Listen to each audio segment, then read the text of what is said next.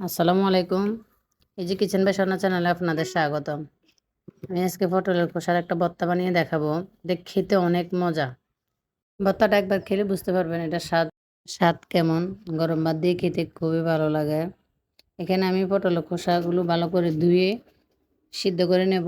একটু হলুদ, একটু লবণ দিয়ে দিয়েছি। ভালোভাবে সিদ্ধ হয়ে আসলে এখন আমি ব্লেন্ডারের জগে নিয়ে ব্লেন্ড করে নেব। মিহিভাবে ব্লেন্ড করে নিতে হবে। দেখেন আমার ব্লেন্ড করা হয়ে গেছে। এখন একটা কড়াইয়ের মধ্যে তেল দিয়ে এখানে সরিষার তেল দিয়েছি। তেলটা ভালো করে গরম করে নিয়েছি। পেঁয়াজ কুচি, রসুন কুচি, কাঁচামরিচ কেটে দিয়ে দিয়েছি। একটু হলুদ গুঁড়ো, একটু লবণ, মরিচের গুঁড়া, ছাট মশলা অথবা ম্যাজিক মশলা একটু দিয়ে ভালো করে নাড়াচাড়া করে যে পটলটা আমি ব্লেন্ড করে রেখেছিলাম এখন এটা দিয়ে দেব।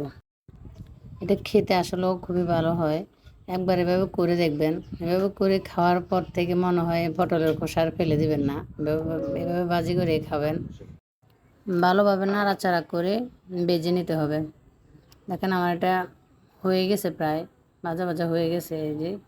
খেতে গরম ভাতের সাথে আসলে খুব মজা। একবার ট্রাই করে দেখবেন। আসসালামু আলাইকুম।